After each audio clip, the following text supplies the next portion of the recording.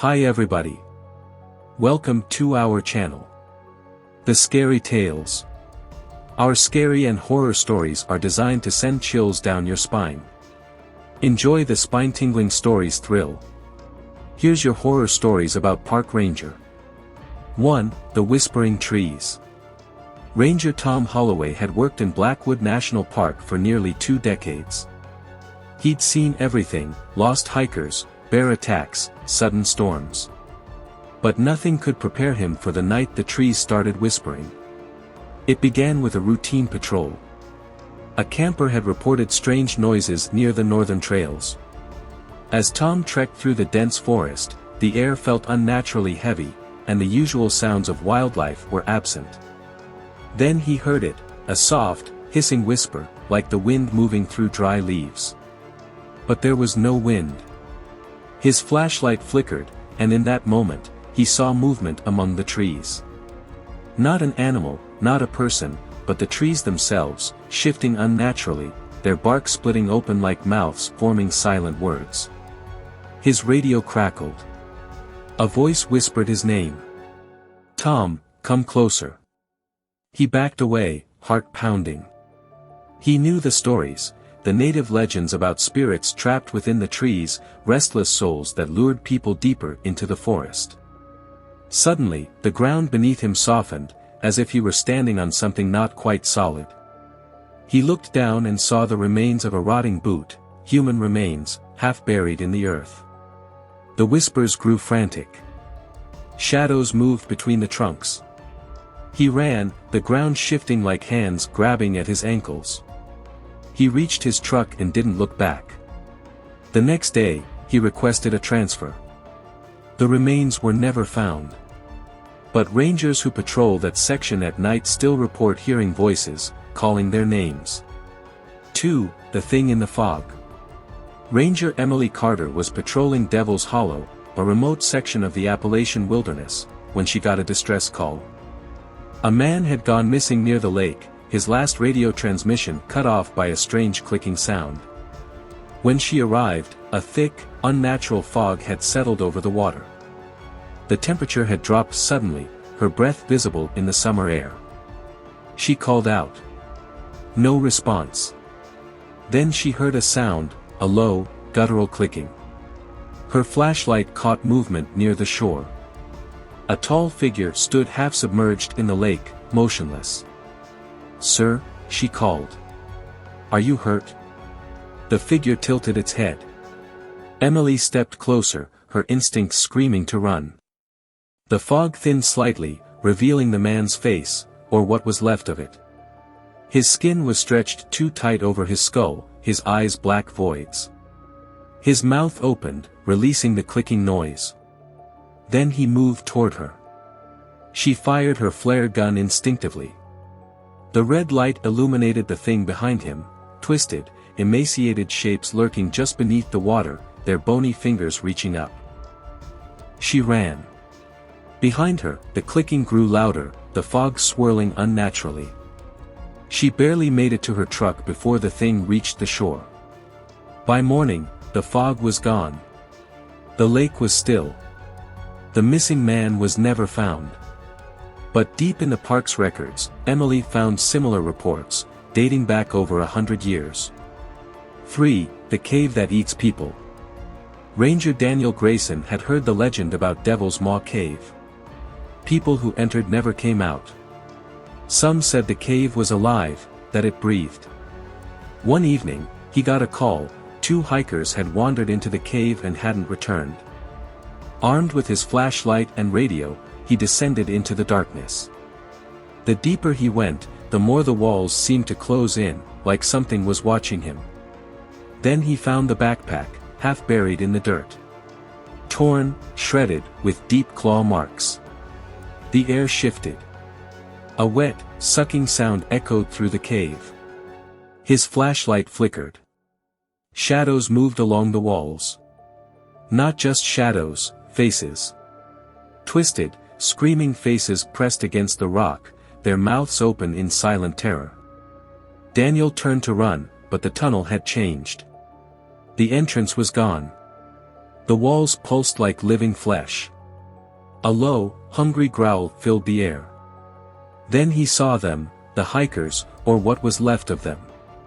Their faces were embedded in the walls, their hands reaching out, their eyes pleading. Daniel dropped his flashlight and ran blindly through the tunnels, the growling closing in. Just as he felt something grab his leg, he fell forward, and landed outside the cave. He scrambled to his feet, gasping. The cave entrance had changed, it was smaller now, the jagged rocks forming what looked like teeth. The hikers were never found. And no one ever entered Devil's Maw Cave again.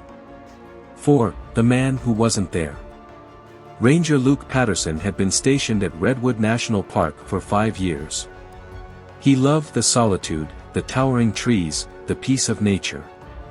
Then he met the man who wasn't there.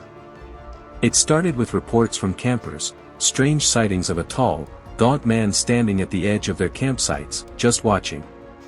He never moved, never spoke. And when people shined a flashlight on him, he vanished. One night, Luke was on patrol when he saw something up ahead. A man, barely visible in the dim light, standing among the trees. "Sir, this is a restricted area," Luke called. No response. He moved closer. The man was abnormally tall, with arms too long for his body, his face obscured by shadow. Then the radio crackled. A garbled voice whispered, "Don't look at him." Luke's heart pounded. The figure twitched, its head snapping to the side in an unnatural motion. Then it vanished. That night, Luke barely slept. The next morning, he found something near his cabin, a single muddy footprint. And it was inside his locked cabin. After that, he never worked the night shift again. 5. Something in the fire tower.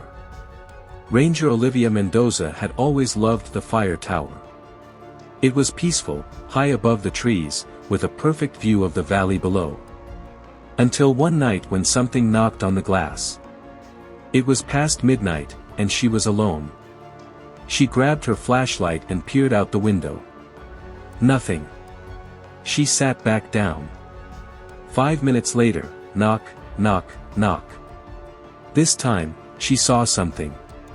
A pale figure, just outside the tower, staring in through the glass. Impossible. The tower was 60 feet up. She grabbed her radio, but it only emitted a static-filled whisper. The figure pressed its hands to the glass, fingers too long, skin stretched tight over bones. Its mouth opened, but no sound came out. Then it grinned.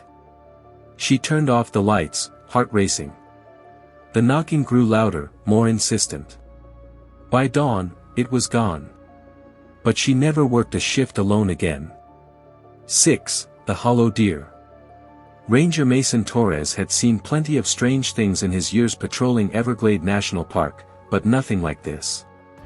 A deer. Or at least, something that looked like a deer. It stood in the middle of the trail, staring at him. Its body was wrong, too thin, legs too long, eyes too empty. Then it opened its mouth, wider than any deer's mouth should open. A sound came out. Not an animal sound. A voice. A human voice. "Help me." Mason froze. The voice wasn't coming from its mouth. It was coming from deep inside its chest. Then the deer twitched. Its body rippled, as if something inside was shifting, pushing against the skin. It took a step toward him. Another. Mason raised his gun, but the thing didn't flinch. It just kept walking, its skin sagging, shifting, like a suit that something else was wearing. He ran.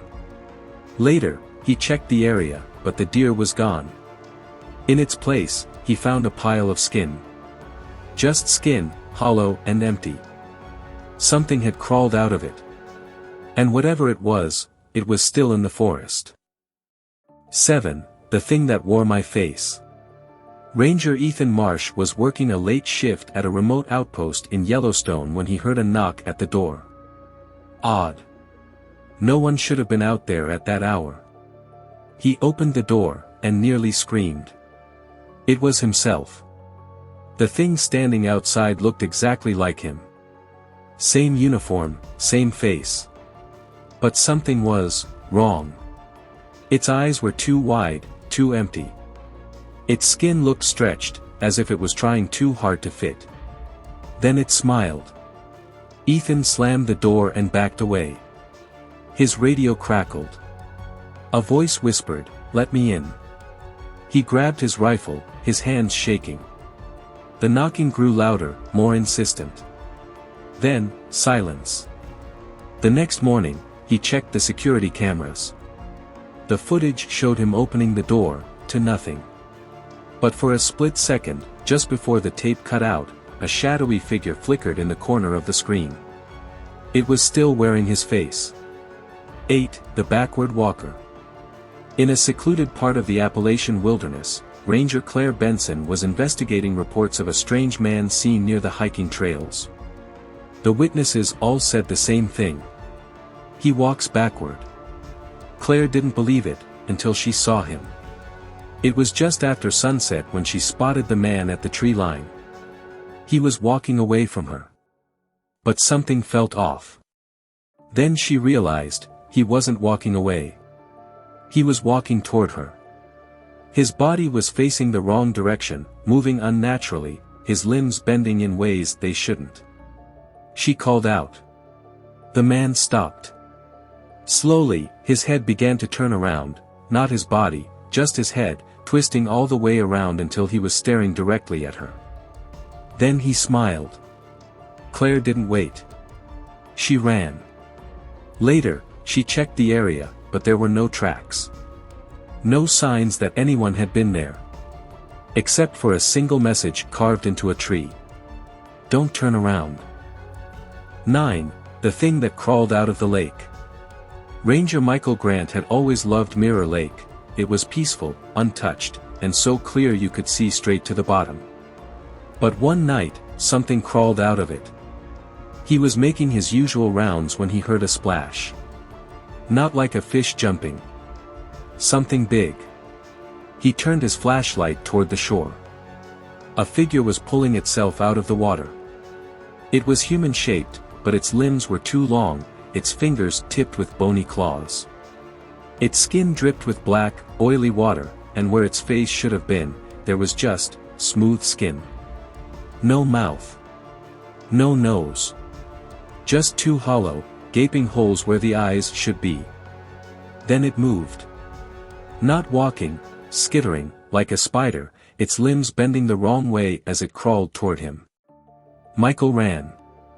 The thing let out a wet, gurgling sound and chased after him, impossibly fast. He barely made it to his truck.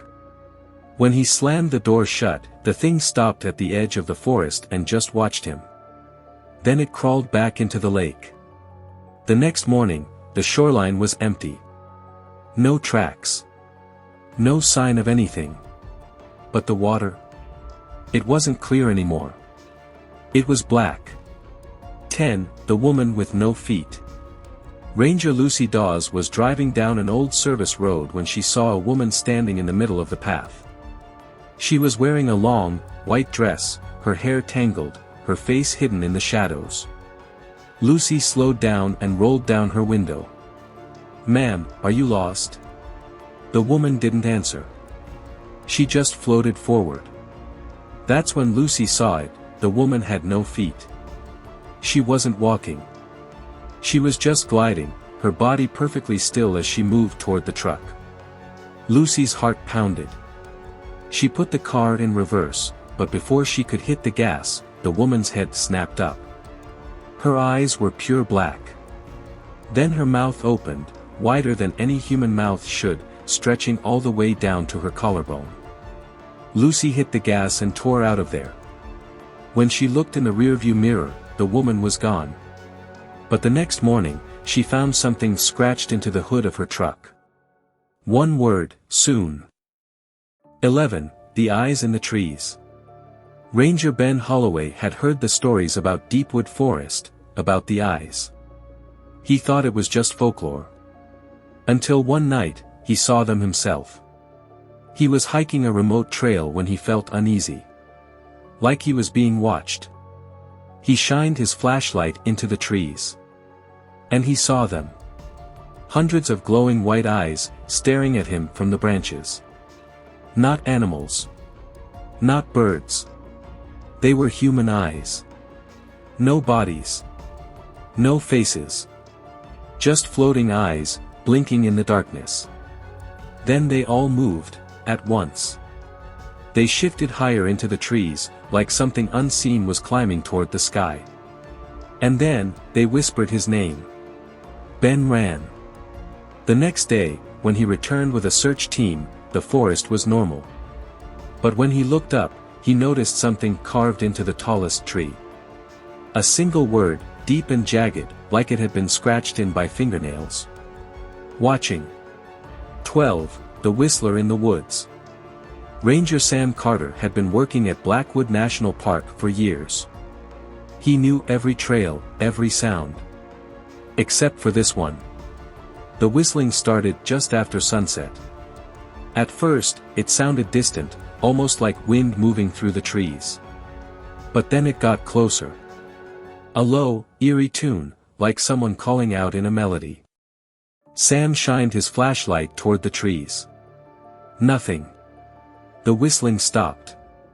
He radioed in to report it, but before he could speak, the whistling started again. Right behind him. His blood went cold. He spun around, but there was no one there. That's when he noticed the footprints in the dirt. Not one set. Not two. But dozens, circling him in a perfect ring. The whistling grew louder. That was the last thing he remembered before waking up miles away from his station, with no idea how he got there. But when he checked his radio, the last transmission recorded was a single, garbled whisper. "You heard me." 13. The Shadow Under the Bridge. Ranger Daniel Pierce hated going near the old stone bridge. Something about it felt wrong. One night, a camper reported strange noises coming from the creek beneath it. Against his better judgment, Daniel went to check it out. The water was still. Silent. Then he saw it. A shadow, too dark for the dim moonlight, stretching long and unnatural under the bridge. It wasn't cast by anything. It was just there. Then it moved. Daniel stumbled back as the shadow crawled up the side of the bridge, its shape twisting and pulsing like it was alive. A low, wet whisper filled the air. "Trade places with me." Daniel ran. The next day, the camper who had called in the report was gone. His tent was still there. His belongings untouched.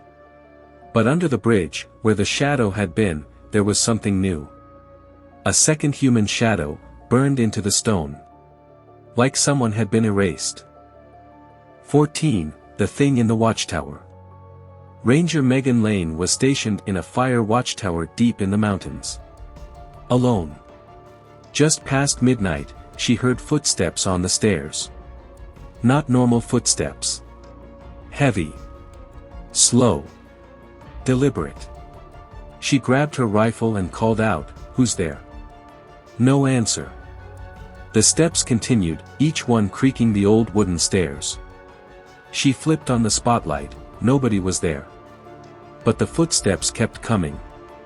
Then, a hand slapped against the outside of the window. Megan nearly screamed. The hand was upside down, like someone was hanging from the roof. The fingers twitched. Then they tapped on the glass. She fired a shot. The hand vanished. But when she checked outside the next morning, there were no footprints on the stairs. Only a single message, scratched into the railing of the tower. "Let me in next time." 15. The Wrong Ranger. Ranger Joel Matthews was doing his rounds near a popular hiking trail when he saw another ranger in the distance. Same uniform. Same badge. But something was wrong. The other ranger was standing completely still, in the middle of the trail, staring at him. Joel called out. No response. He got closer. Still no movement. No blinking. Then, without warning, the other ranger moved, but not like a person. It was too smooth, like a puppet being pulled by invisible strings. Joel stopped. His radio crackled to life. "That's not me." The voice was his own. The other ranger smiled. Then it mouthed his name, without making a sound, before vanishing into the trees. Joel searched the area, but he was alone. At least, he thought so, until he found the set of boot prints leading away from where the thing had been standing. They matched his own.